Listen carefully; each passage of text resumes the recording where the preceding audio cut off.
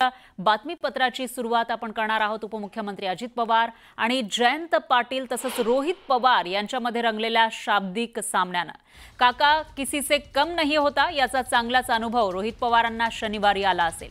हा सामना होता दोन्ही राष्ट्रवादीतील बड्या नेत्यांमध्ये रंगलेल्या वाकयुद्धाचा। एन डी पाटील बहुउद्देशीय सभागृह उद्घाटनाच्या निमित्तानं हे नेते आमने सामने आले। एका बाजूला होते शरद पवारांच्या राष्ट्रवादीचे माजी प्रदेशाध्यक्ष जयंत पाटील आणि आमदार रोहित पवार, तर दुसऱ्या बाजूला होते राज्याचे उपमुख्यमंत्री अजित पवार। मग काय नव्या दमाच्या रोहित पवारांनी T20च्या जोशात काका अजित पवारांना एकामागे एक बाउन्सरचा मारा केला। पण अजितदादांनी फॉर्मात आलेल्या बॅट्समॅन प्रमाणे या दोन्ही नेत्यांच्या बॉलिंगवर तुफान फटकेबाजी केली, तर त्याची सुरुवात झाली गावकी आणि भावकीनं। अधिवेशनामध्ये काही वर्षांपूर्वी मी भाषण केलं। अनेक लोकांनी सांगितलं चांगलं भाषण झालं, चांगलं भाषण झालं। मग मला दादांचा फोन आला, अजित दादांचा फोन आला। त्यावेळेस आम्ही एकत्रित होतो पार्टी म्हणून, आणि मग त्यांनी मला घरी बोलवून घेतलं। माझी अपेक्षा होती की त्यांनी सांगावं की भाषण चांगलं झालं, अजून चांगलं कर। त्यांनी सांगितलं की भाषण चांगलं झालं, पण एक गोष्ट महत्त्वाची तुला सांगतो। म्हटलं काय? अरे भाषण देत असताना, अधिवेशनामध्ये बोलत असताना तुझ्यावर कॅमेरा असतो, जरा बटणं जरा वरपर्यंत लावत जा, म्हणजे एवढं बारकाईने लक्ष त्या काळामध्ये माझ्यावर होतं। आता ते गावकीचा विचार करतात, पण भावकीला कुठेतरी विसरलेले आहेत। अर्थमंत्री आहेत, कुठेतरी निधीच्या बाबतीत त्यांनी तिथं विचार करावा अशी मी विनंती करतो। मगाशी बोलत असताना काहींनी सांगितलं की हो दादा गावकीकडे लक्ष आहे, भावकीकडे पण लक्ष द्या। भावकीकडे लक्ष दिलं म्हणूनच तू आमदार झालास। जरा जयंतराव त्याला विचारा किती मतं पडली, पोस्टल बॅलेटमध्ये आलाय आपण। त्याच्यामुळं माझ्या कुणीच माती लागू नका, तुम्ही तुमचं काम करा, मी तुम्हाला एक अक्षर बोलणार नाही। दरम्यान रोहित पवारांनी एन डी पाटील सभागृहासाठी 40 लाख देणगी जाहीर करतानाच मंत्री चंद्रकांत पाटील आणि अजित पवारांसाठी आक्रमक फिल्डिंग लावली होती, कारण रोहित पवारांनंतर हे दोन्ही नेते भाषण करणार होते। त्यामुळे आता चंद्रकांत दादा आणि अजित दादा किती आर्थिक मदत करणार याकडे उपस्थितांचं लक्ष लागून राहिलं होतं। पण दोन्ही दादांनी कसलेल्या बॅट्समॅन प्रमाणे रोहित पवारांचा बाउन्सर थेट स्टेडियम बाहेर टोलावला। मी तर साधा कार्यकर्ता आहे, मी लहान माणूस आहे, आत्ताच नवीन आलेलो आहे राजकारणामध्ये, समाजकारणामध्ये, छोटी मोठी कंपनी तिथं चालवतो। माझ्यानंतर चंद्रकांत दादा बोलणार आहेत। चंद्रकांत दादा कोण आहेत? तर या राज्याचे मंत्री आहेत का नाही? मग आपली अपेक्षा काय? 1-0 वाढला पाहिजे का नाही वाढला पाहिजे? वाढला पाहिजे का नाही? हात वर करून सांगा। आणि चंद्रकांत दादा नंतर कोण बोलणार आहे? या राज्याची तिजोरीची चावी कोणाकडे? मग चंद्रकांत दादा जर 1-0 वाढवत असतील माझ्या आकड्यामध्ये, तर 2-0 कुणी वाढवले पाहिजे? हात वर करून वाढवले पाहिजे का नाही?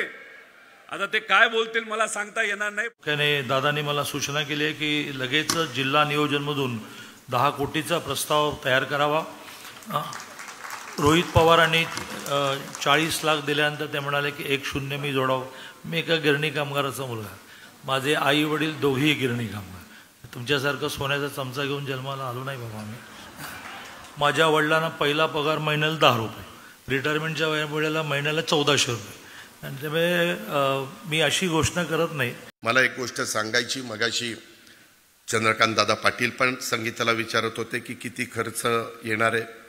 संगीताने सांगितलं 10 कोटी, त्याच्यात रोहितने डिक्लेअर केलं 40 लाख रुपये, की लगेच आमच्या दादांनी हिशोब केला म्हणजे 9,60,00,000 द्यावे लागतील। आता असं ठरलंय माझं दादांचं, दादा 31 मार्चपर्यंत तुम्हाला जो DPCचा निधी आलाय त्याच्यातनं 5 कोटी रुपये द्या। त्याच्यामध्ये तुम्हाला ती विशेष बाब करावी लागेल। ती कोणतरी विशेष बाब करण्याचा अधिकार हा नियोजन खात्याला आहे। नियोजन खात्याचा मंत्री कोणतरी अजित पवार आहे वाटतं, तर त्याच्याकडे पाठवून द्या। त्याला मी सांगतो विशेष बाब म्हणून सही कर, आणि मग तो माझा ऐकेल, तो सही करेल। तर या कार्यक्रमात जयंत पाटलांना भाषणासाठी आमंत्रित करताना आवाजाचं देखणेपण ज्यांच्याकडे आहे असं जयंत पाटील असं कौतुक निवेदकांनी केलं। यावरून अजितदादांनी आपल्या नेहमीच्या शैलीत निवेदकांना टोला लगावला। पाहूयात।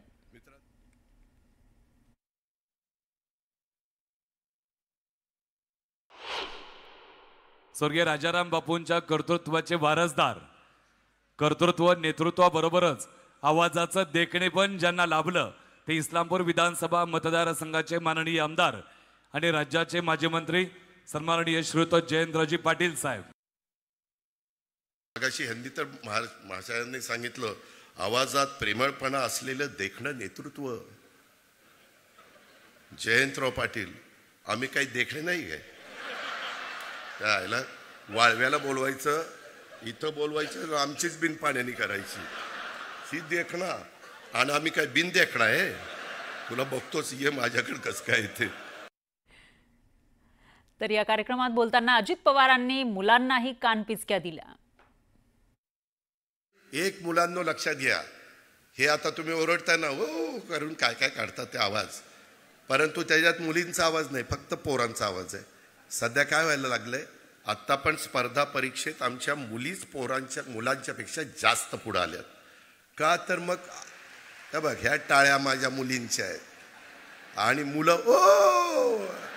ओरडा, नुसतं ओरडा शहाण्यांनो, ह्या जातील पुढं आणि मग मुली ठरवतील मला कसला मुलगा पाहिजे, आणि मग तुमची इतकी वाईट हाल होईल की ते तुम्हाला नाकारतील. ह्या मला चालत नाही, हा तर अजिबात चालत नाही. त्याच्यामुळं ओरडाओरडी करायचं बंद करा, जरा त्यांच्यासारखं अभ्यासात लक्ष द्या. एक मुलांनो लक्षात घ्या, हे आता तुम्ही ओरडताय ना हो करून काय काय काढतात ते आवाज, परंतु त्याच्यात मुलींचा आवाज नाही, फक्त पोरांचा आवाज आहे. सध्या काय व्हायला लागलंय, आत्ता पण स्पर्धा परीक्षेत आमच्या मुलीच मुलांच्या पेक्षा जास्त पुढे आल्यात. का तर मग हे बघ, ह्या टाळ्या माझ्या मुलींच्या आहेत आणि मुलं ओरडा, नुसतं ओरडा शहाण्यांनो, ह्या जातील पुढं आणि मग मुली ठरवतील मला कसला मुलगा पाहिजे, आणि मग तुमची इतकी वाईट हाल होईल की ते तुम्हाला नाकारतील. ह्या मला चालत नाही, हा तर अजिबात चालत नाही. त्याच्यामुळं ओरडाओरडी करायचं बंद करा, जरा त्यांच्यासारखं अभ्यासात लक्ष द्या. आता पाहूयात बातमी पवार काका पुतण्यातील सामन्याची. कोकणातील नेत्यांना अजित पवारांचा पक्ष हायजॅक केल्याची जोरदार टीका रोहित पवारांनी केली. 2029 त्या निवडणुकीपूर्वी ते सर्वांना घेऊन भाजपमध्ये जातील असा दावाही रोहित पवारांनी केला. तर आम्हाला फुकटचा सल्ला देऊ नका, तुमच्या पक्षात लक्ष घाला असा टोला अजित पवारांनी रोहित पवारांना लगावला. पवार काका पुतण्यामध्ये वाकयुद्ध कसं रंगलं ते पाहूयात. आज कदाचित आम्हाला बाहेरून वाटतं की दादा हे प्रमुख आहेत त्या पक्षांचे, पण असं दिसतंय की त्या पक्षामध्ये काही एका कोकणातल्या नेत्याने त्या पक्षाला हायजॅक केलेलं आहे. आणि हायजॅक कशासाठी केलेलं आहे की 2029च्या 1 वर्ष आधी सर्व पदाधिकारी आणि पक्ष घेऊन, म्हणजे अजितदादांचाच पक्ष आणि त्यातले काही आमदार घेऊन हे लोक सर्व बीजेपी मध्ये जातील. आम्ही आमच्या पक्षात काय करावं हे बाकीच्यांनी फुकटचा सल्ला द्यायची गरज नाही, त्यांनी त्यांच्या पक्षाचं बघावं. काही काय झालंय, काहींना असं वाटायला लागलं की आपण फारच मोठे नेते झालो आणि सगळा मक्ता त्यांनाच दिलाय महाराष्ट्राचा, असं वागायला लागलेत काही जण. ठीक आहे, जसा त्याचा तो अधिकार आहे, परंतु ज्याने त्याने आपला पक्ष सांभाळावा, इतर पक्षांच्या मध्ये नाक खुपसायचं कारण नाही.